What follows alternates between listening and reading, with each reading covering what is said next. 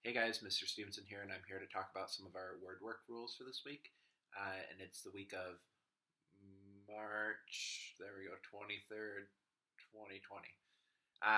One of the rules we'll be working with this week is OR, horn, or.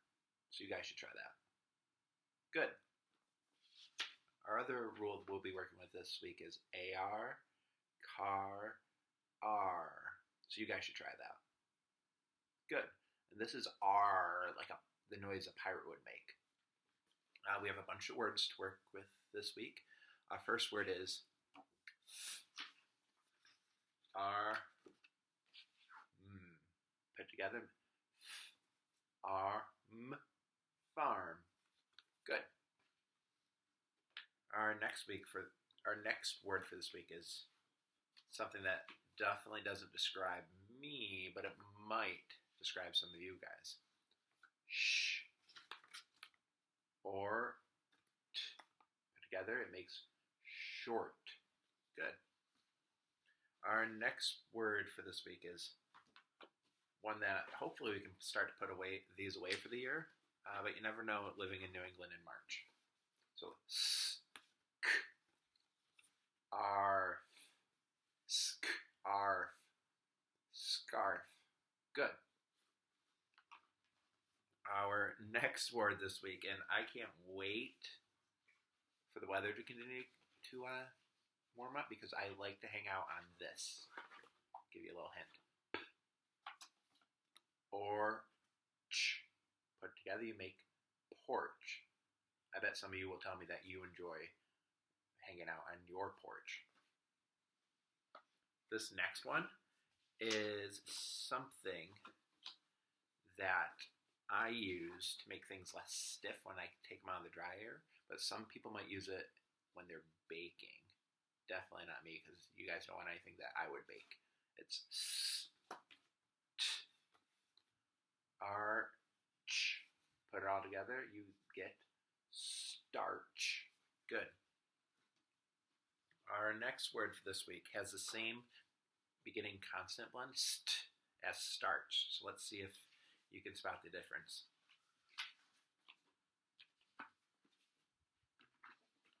Okay, it's a long one, so we'll see if I have enough hands. Or ing. I can almost do it. Or ing. Right now it's kind of cloudy. It's definitely not storming, but we have seen it where the sky is normally storming quite a bit. And this last one is way too long for me to hold, so I'm actually going to write it out on the whiteboard. Because it doesn't have an OR, it has AR, not just one, but two of them. So get ready. Okay, and our final word this week is something that some of you have been hanging out on around while you've been at home. B. So AR like a pirate would say, or like in car. B. R. N. Y. So a tricky Y sound. Another R. AR, good. And D. B. R. N. Y. R. D. Barnyard. So these 7 words that we just introduced are going to be kind of our focus for this week. And every word that you'll encounter during word work this week will either have the AR, car, R, or the OR, horn, or. Okay, hey guys, now that I've introduced the word work words for the week, I need to introduce what it's your turn to work on. It sounds like everyone has picked up their work from the school, so that's awesome, great. And everyone got a blue folder, and inside that blue folder was a paper that looked like this. Our first thing we're going to be working on is right here. It says AR/OR handwriting. So this should be on a paper that looks something like before. This should be somewhere inside your folder. Okay, you're going to want to take this out. I'm going to actually pause the video here and work on this right now, and you guys could do the same.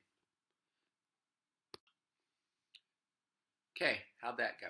Here's mine. Now I want to point out that I want you guys to remember that letters live on lines. There shouldn't be anything floating or sinking. And if you're happy with your work, you can get someone to give you a trademark, Mr. Stevenson, Bad Hair Day.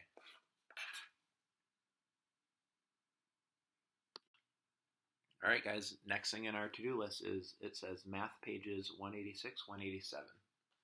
Now that for you probably looks something like this. I'm actually going to do it in color to see if that helps you. And I'm going to use a Sharpie because I think that might be easiest to see. Doesn't mean you have to, and if you think Sharpie is a mistake, let me know. Okay, so what it says to do on top, it says, look at this picture. What do you think of the numbers tell you? What does the number in the circle tell you? What do the other numbers tell you? That's a lot of questions. That sounds like a first grader wrote this. So let's talk about it. I see a big circle and two parts off of it. So I think that this number would be a whole because the whole thing splits off of it. Then this might be one part and another part. Hey, part has AR just like we learned in word work. So when you identify what numbers are what number is the whole and what are the parts, you can do a couple things. So when you go to add, you go part plus part to equal whole. Or when you subtract, you could start with the whole, because when you subtract, you always start with the biggest piece. Then you could take away one part, and it would equal the other part. Let's see if that's true. Part plus part plus part, or 3 plus 1 equals whole, or 4. Does 3 plus 1 equal 4? Yeah. Whole minus part equals part.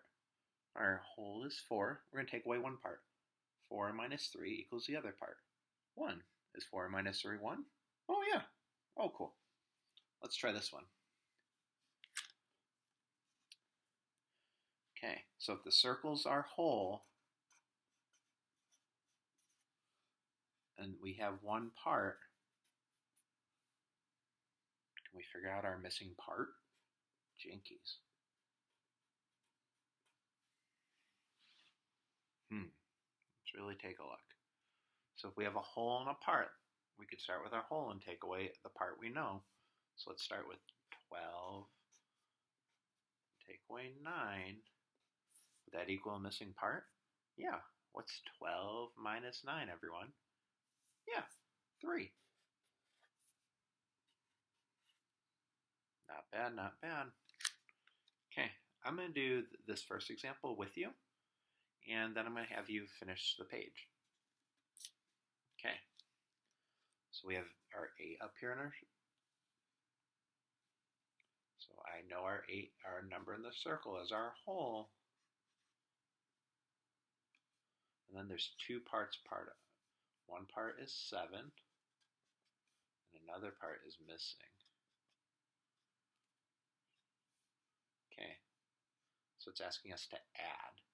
So when we add, it's part plus part equals whole. So some missing number plus 7 equals 8. What plus 7 equals 8? Oh yeah, 1. Okay, oh then it's asking us to subtract. Remember, when you subtract, you start with the whole, or the biggest number. In this case, it's always going to be the number with the circle around it. So we're going to start with our 8. We're going to take away the part that we know, our 7, to help us find the missing part. What was the missing part, everyone? 1. Good. I'm going to pause it right there and let you do these next 2 problems on your own, and then we'll chat about the answers to these. So you probably want to pause the video right now, too. Okay, how'd those last 2 problems go? Here's what I got if you want to check mine. So on this middle problem, we had 2 parts, but we didn't know what the whole thing was. So when we have two parts, we have to add 1 plus 9 equals 10. So 10 was our missing whole number. So when you subtract, you always start with the biggest number. So 10 minus 1 part equals this other part, or 9. Good. Same thing for this one. There were two parts, and it was missing the whole. So we know part plus part plus part equals whole. So one part is 5, another part is 2, which got us to 7. Then when we subtract, we start with the whole. So our whole, or our biggest number, was 7. We took away one part, and we got the other part. Good. I'm going to continue on to the next page. So you guys will have to flip yours over, but I can just go boom. Okay.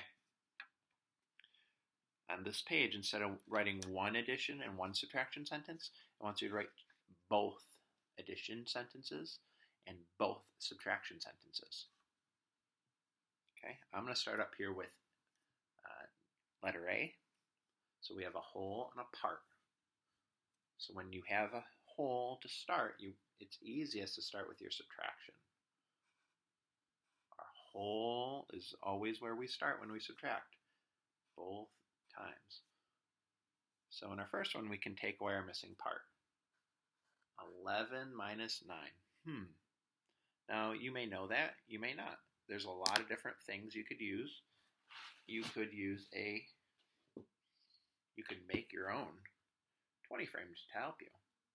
You could use anything for counters. I'm going to say, 11 minus 9, I'm using my counters and I know that is 2. So our missing part is 2.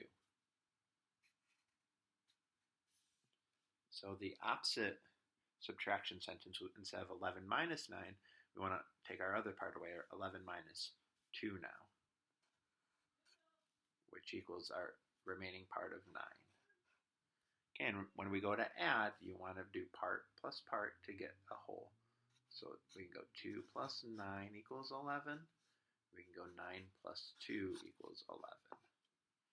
Okay. I'm going to ask you to do these next 5 boxes, and then I'll come back and show you, and then we'll chat about the ending. Okay, I just finished up my page. Yours should look something like that. I want to talk about this bottom part, and I decided to cover something up. This is tricky. The numbers in circles are totals, or the wholes. The numbers in the squares are parts. Write the missing numbers. So what I did, I just took a Post-it and I covered up some extra information we don't need just yet.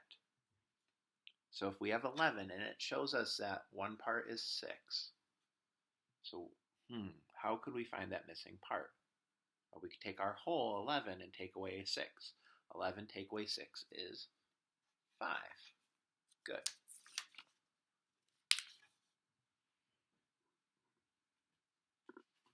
This next problem, a little tricky too.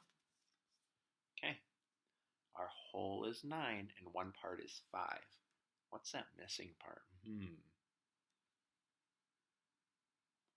We could go 9 minus 5.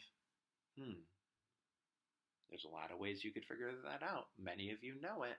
9 minus 5 is 4. Good. And then our last box. Our whole is 6 and one part is 4. So, we need to subtract again. 6 minus 4. A lot of ways for us to solve it. But it's 2. I'm going to hold this still so you guys can see it. Maybe the whole one. I'll have to move it, but you could always pause the video if you need to look at it closely. Good. Okay. Next item on our to-do list. So we've done handwriting. We've done 2 math pages.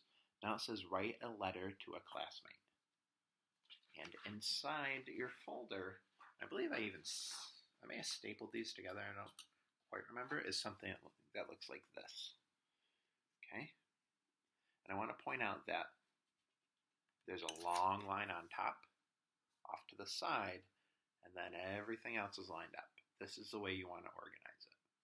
And what we're going to be doing on this page, and I'm actually going to use a teacher cup pen, is we're going to write a letter to a classmate. And I actually I'm going to have you do this on a lot. And I'm going to have you pick different classmates on different days, and you're going to want to ask different questions to them. Today, since it's the first time we're doing it, I'm going to model exactly what I'm looking for, and I'm also going to give you some ideas of kids you could write to.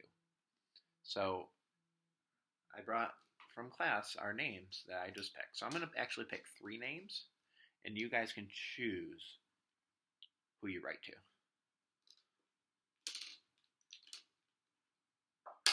Okay.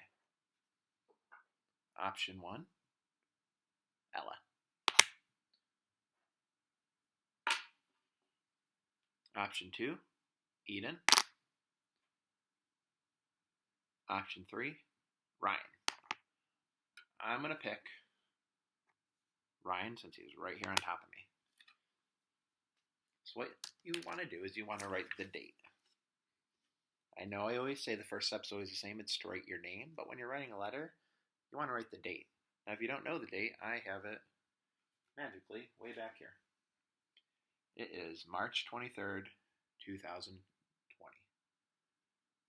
Okay, so that goes on the top line. March 23rd, 2020. Okay, then you're going to write Dear Ryan. And then you're going to pause with a comma. Alright, so you usually want to start off a letter to a friend with some sort of question. You don't want to start the first part, you want to indent in just a little bit. So you want to go, I'm going to ask him a question about his birthday. You might want to say something different. How? And then we need finger spaces, right? Oh, and what do sentences start with? Yeah, capitals. I know who doesn't do that all the time. Not going to say any names, though. Giving you my teacher look. How was your 7th birthday? Ooh, and that's a question, so it needs to end with a question mark. How was your 7th birthday? So you want to ask a question, then you want to tell them what you've been up to. and sentences still start with capitals. You know who you are. Have been busy working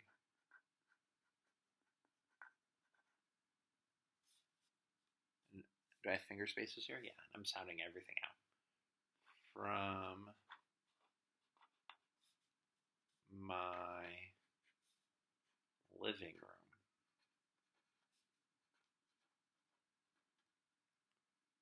And what do sentences end with? Yeah, periods. Just a statement. Okay. From there, I want to give some more details. Because I just mentioned I've been busy from my living room. What does that even mean? So let me explain. I'm going to add more details. If you are saying something else to whoever you're writing to, you could be adding different details. Totally fine. Okay. I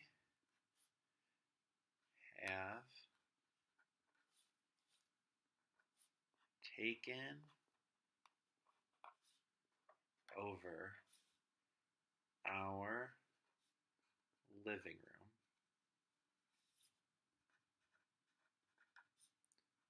with books, pens, papers, and 2 computers.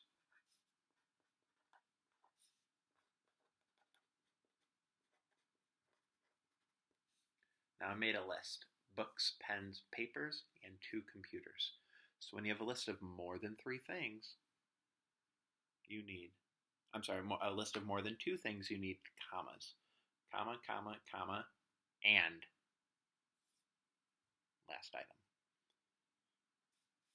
Okay? So that you're writing a letter to a friend, and friends make people smile. Friends make friends smile. So I want to say something that's going to put a smile on whoever I'm writing to, and I'm writing to Ryan. You might be writing to someone else. I was thinking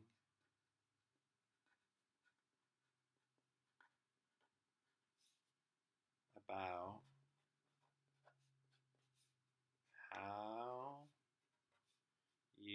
how you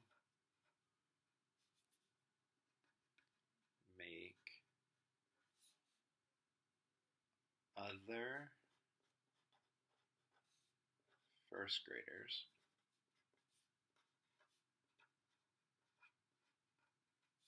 smile. Okay? Now I'm starting to run out of room. You might want to keep going with things, and that's totally fine. But I want to show you how to end it. And you're going to say, you could say a lot of things on this second to last line.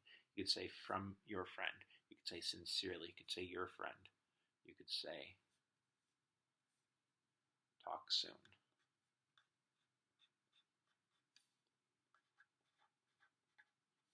And then you can write your name, Mr. Stevenson. Okay, now that's probably going to make Ryan feel really good when he gets to see it. So you want to make sure that you are doing a couple things with your writing. First off, you want to make sure that you are starting every sentence with a capital, ending every statement with a period, and every question with a question mark. You also want to make sure you have finger spacing, and you want to make sure you're sounding out the words that you know. But here's what I'm going to say. I gave 3 options of who you could write: Ryan, Eden, Briella. I'm going to pick some different names tomorrow, and I'm going to refer or talk about the letter I wrote to Ryan. If you guys have any questions, you can ask anyone in your family to email me them, and I'm here to help. I miss all of you, and we'll talk soon. Bye. Okay. Our third thing to do for March 23rd was to write a letter to a classmate. So I feel like we've done those 3 things. The final thing I want to do with you guys is I'm going to read a story, and then I'm going to talk about some things that you can do related to the story later on. So the story I picked out for today is Don't Let the Pigeon Stay Up Late, and the words and pictures are by Mo Williams. And we're going to talk about Mo in a little bit and about what he's doing to help kids.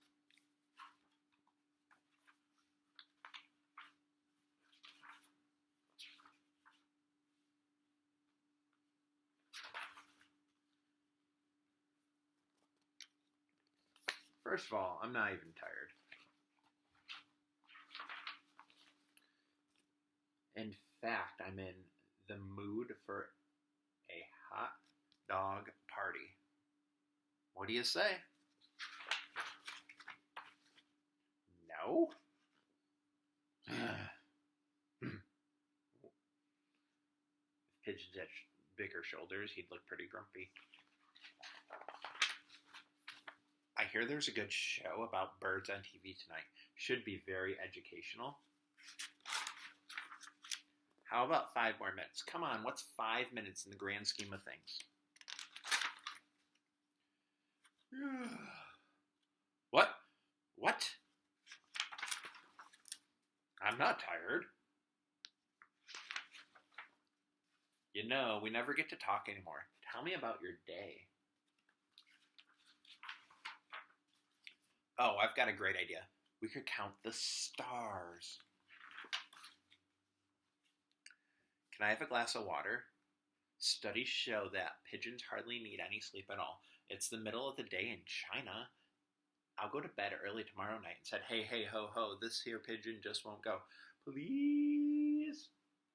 My bunny wants to stay up too. You can't say no to a bunny, can you? I could.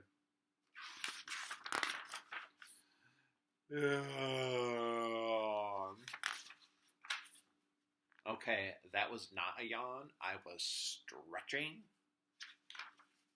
Pigeon's got a little bit of attitude. I'm 110% awake. You haven't heard the yawn last of me.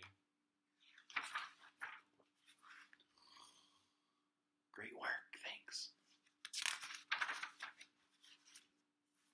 Oh, Dreamland, good night. Hot dog party. Sounds pretty tempting. So why I picked out this book is Mo Williams every day is putting out daily lunchtime sketches for kids. If you just Google his name, it's going to pop up very easily. Mo Williams. And I'll try to link it into the blog, but we'll see what happens. Okay, you can totally find it. You may want to try it drawing a picture just like he does. Okay, talk to you later.